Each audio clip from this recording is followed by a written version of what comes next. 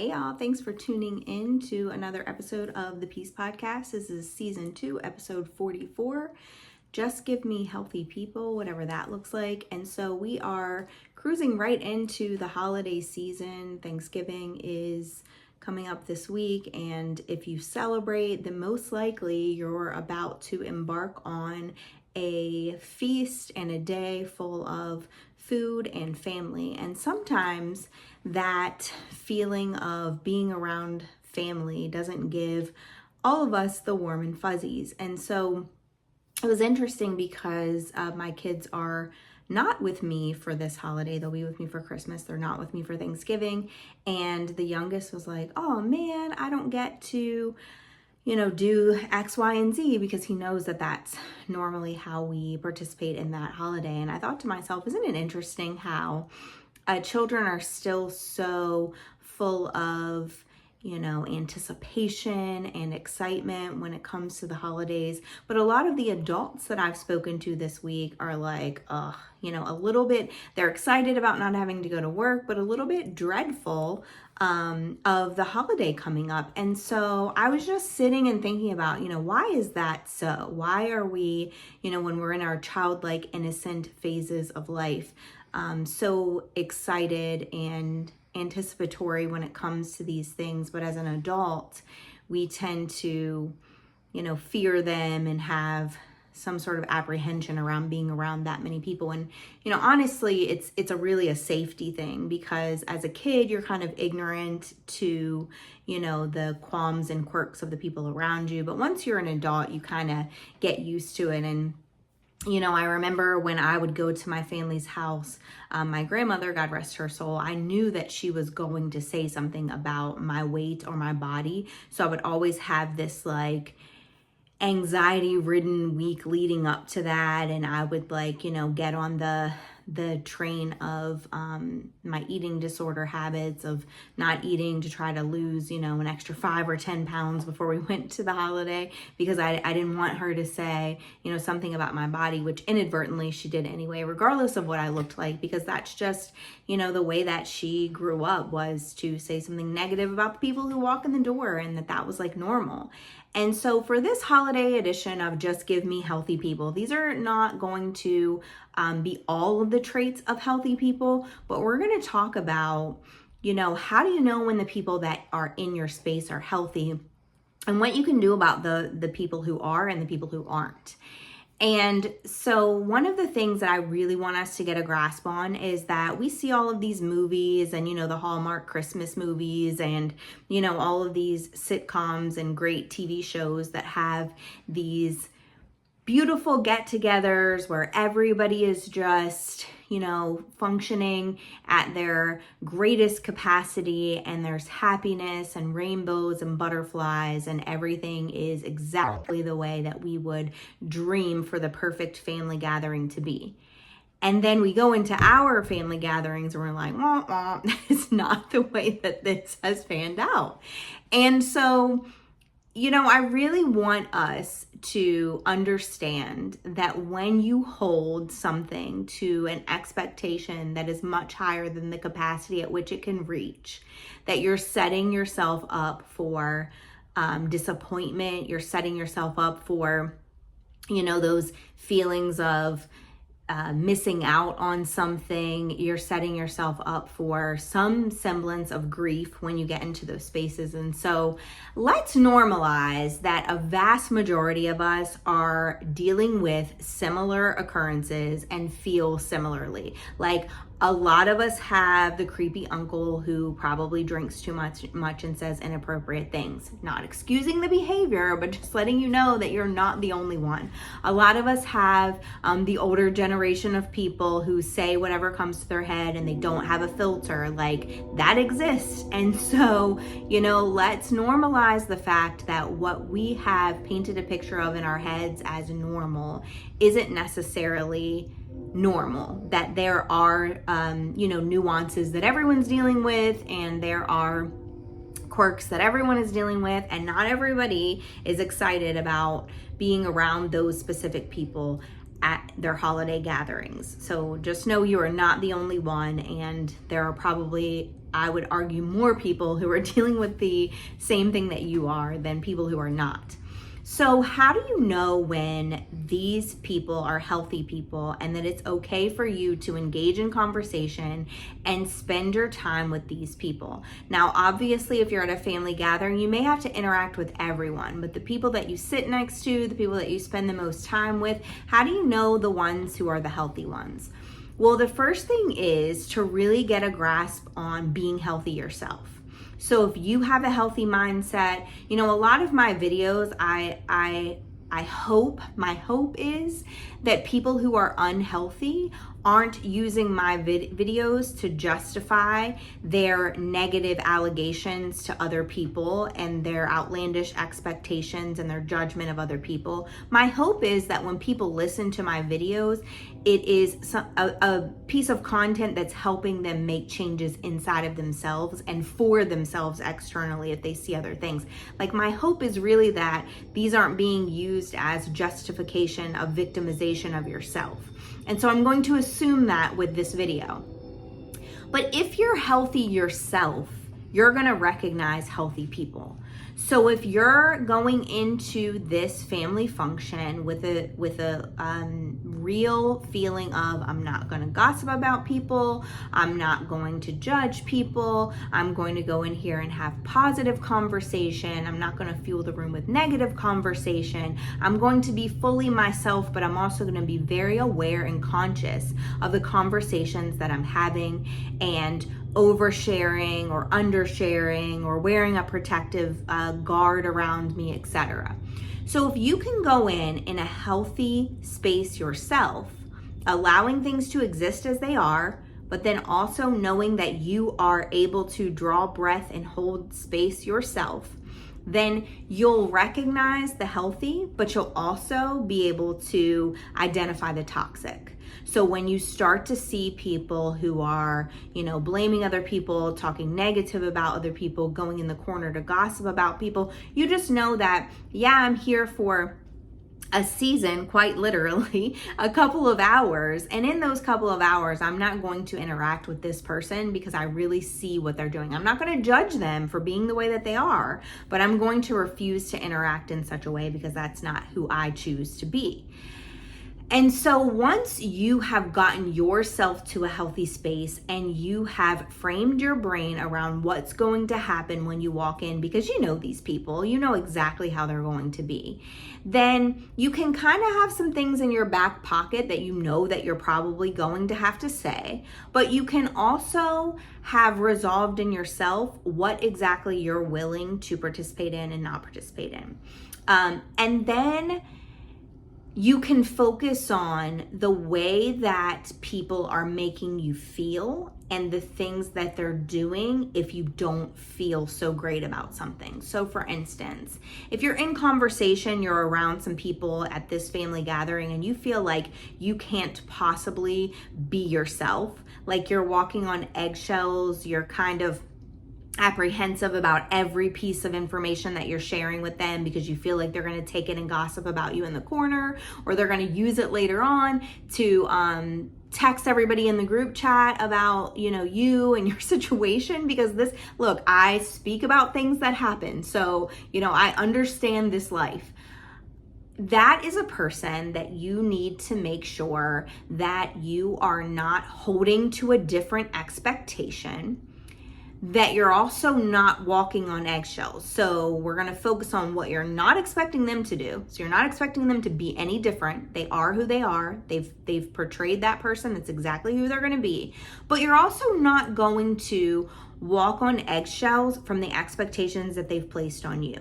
What you are going to do is say, all right, I don't want to function in this space.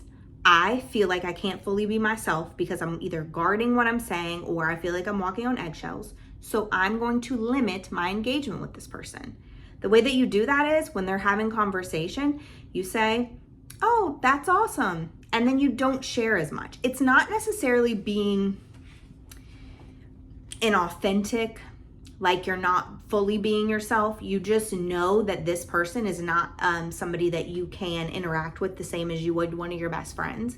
It's also not fully protecting yourself from the conversation, but it's knowing that you don't need to share too much information. Engaging with them is going to give them maybe ammunition if they're the type of people who will use it. So you just need to make sure that if you, just like if you were in an interview or someplace where you know somebody's going to take that information back or they're going to judge you, you're going to share only what needs to be shared, and then that's the only engagement they're going to get from you. Because two things are going to happen if you continue to engage with them. One, you're going to be the topic of all of their gossip later on in the conversation. And two, you're going to have to basically walk on eggshells the entire time you're there, because now you've had that conversation with them. You know they're going to use it later. And then your thoughts are going to be full of, oh my gosh, they're going to use that later. What are they going to say about me? Blah, blah, blah. This happened to me quite often when I would be in family functions, and I knew inadvertently that someone was going to come up to me and ask me if I was married yet, because it was just a thing. And then there were family members who I knew were going to the next day call my mom and have an entire conversation with her, or talk about me later and have something to say negative about my situation.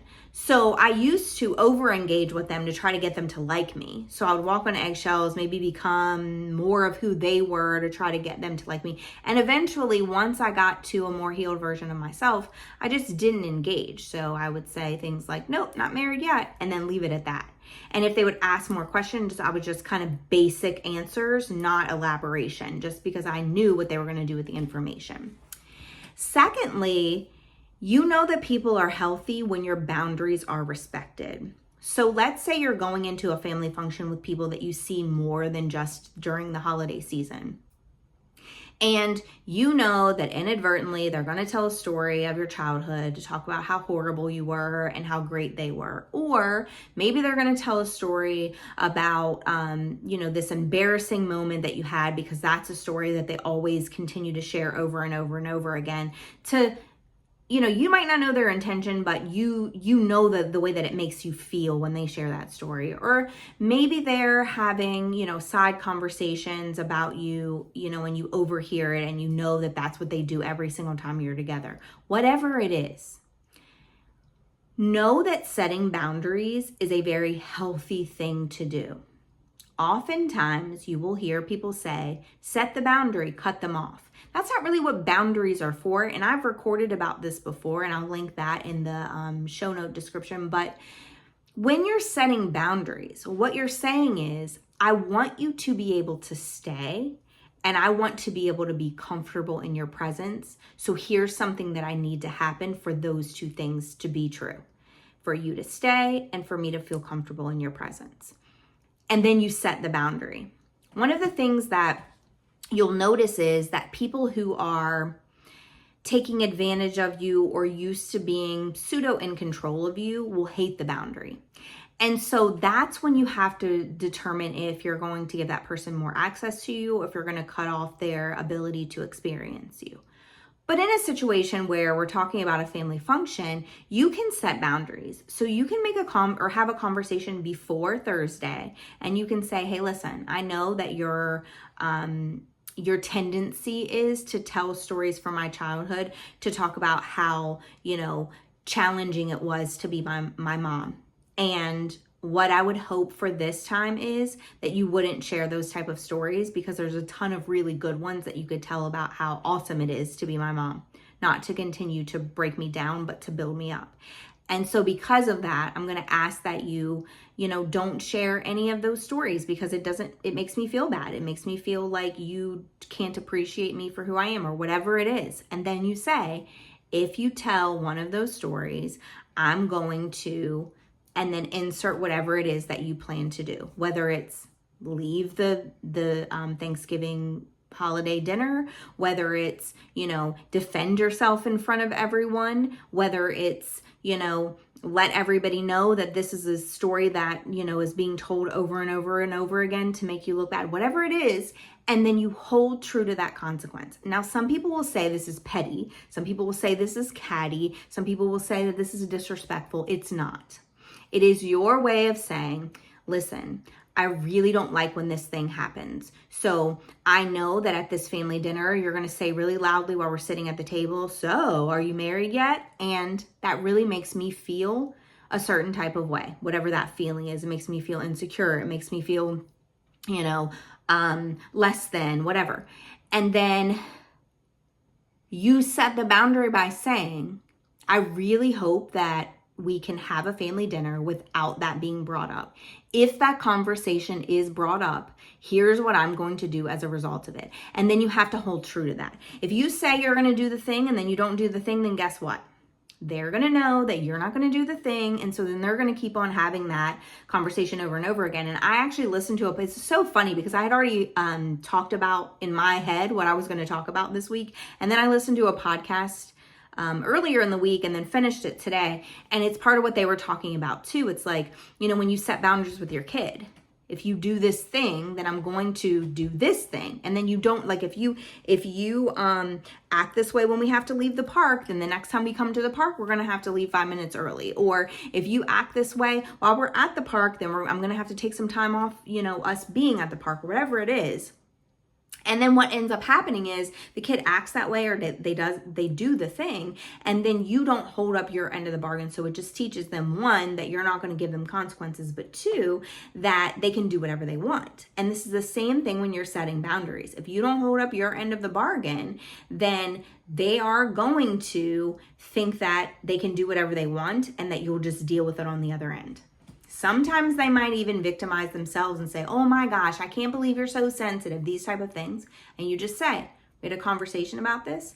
I told you the way that it made me feel, and here's what I'm going to do about it. And you just do the thing. Because here's the thing, especially when you're in celebrations like this, where you're around people who've known you your whole life, they're going to have an expectation that you're supposed to concede to them because they're older than you. But if older people are exhibiting toxic behaviors, then you're allowed to keep a boundary with those people and still respect and honor their position in your life without respecting and honoring the toxic way that they're acting. And so you can say, I love you, and I ask you not to have this conversation, and you're doing it anyway. And so therefore I'm going to, whatever your thing is. Some things that you might consider are not sitting next to that person. So that might be something that you tell them. If you choose to continue to gossip, I'm going to get up and move because I don't want to have those conversations about people. If they send you the group text later and they're gossiping about someone else, you might say, I'm going to leave this group chat because I told you that I didn't want to participate in these type of conversations. You're just saying, here's the thing I'm going to do to keep it so that we can still be in relationship with each other. We can still interact with each other without me feeling like I need to walk on eggshells because the thing you're doing is making me uncomfortable. And then the last thing is to really know when people are healthy. You will see them leading with curiosity instead of judgment. So they'll ask questions because they really are curious. How's everything going at work? Really curious. I see that you don't have somebody with you, and I know you don't really want to talk about that, but is there, anything going on with you that we can talk about or that I can help you through? Curiosity. They're not saying, something must be wrong with you because you didn't bring somebody. Like, curiosity just says, I really want to know more about you, how you're feeling, and what's going on with you, instead of judging. Oh my gosh, she brought mashed potatoes that came from the local grocery store. She must not really value this time. Or she just worked 24-hour or a 48-hour shift and she didn't have time to bring the mashed potatoes, so she just brought what she had time to bring. The curiosity is, oh, you must really like these mashed potatoes because you brought them. Like, you don't have to be judgmental. You don't have to be catty. You don't have to be passive aggressive. You can just be curious. And if people are just being curious, you'll know. You'll know by the way that they ask questions. You'll know by the warmth of their voice. You'll know by the demeanor that they have. And if you want people to approach you with curiosity and not judgment, sometimes it takes you being the bigger person and the demonstrator of this. So you might model that behavior. So they might ask you a question and they're not coming with curiosity, they're coming with judgment. You might answer their question and then ask them a question that is a curious question. Oh, I saw that you posted on Facebook that you went da-da-da-da-da. Tell me more about that experience. Curiosity. So you're modeling it as opposed to these interview questions that people ask to dig deeper into getting more of the information that gives them more content for the gossip that they're going to have later. And so model it. And then if they continue to do the thing and ask you the questions that you've told them that you're not willing to answer, then you move on. You say, you know what? I feel like this conversation is you trying to gain ammunition to have a gossip conversation later, and I'm not really here for it. So I'm just going to go to the other side of the room or go over here and talk to someone else. That is not rude. We've been taught that it is rude to set boundaries or to stand up for ourselves with family members. It's not rude, because what's going to happen if you don't is you're going to leave that situation and you're going to ruminate on all the things you wish you would have said, all the things that were said to you. You're going to judge yourself for the small bit of things that you did say. You're going to keep thinking about it over and over and over again. Instead, let's not only normalize that families all have their quirks, but let's normalize being able to speak up for yourself, be assertive, and have a holiday dinner and meal with your family members that doesn't leave you in shambles when you leave, or the topic of the group text that's going to happen once you leave the outing. So if this helped you and you think that it will help somebody else, like and subscribe to my channel. Remember, you can go to all my social media platforms and follow me there. If you're sharing this with somebody, share it soon, because Thanksgiving is coming quickly, and also we have Christmas right around the corner. And so if this resonated with you, I absolutely love that. Comment below how it resonated, and if you think that it would resonate with somebody else, remember that knowledge gained for yourself is selfish, but sharing it with other people is a way that may help us all break free from the bondage that we experience to live freer lives. And I hope for this Thanksgiving season for you that you're able to be free in those couple of hours that you're spending with your family members, or if it's a couple of days because you have to travel. I hope that there's freedom inside of it. You're able to fully be yourself, and you're able to set boundaries that are not to punish the other person, that are not being done out of a space of control, but are being done out of a place of, I want to have you in my life. I appreciate the relationship that we could have, but here are the things that I need you to do, and I'm not willing to walk on eggshells to make that happen. Thank you again for tuning in, and I will see you guys again next time.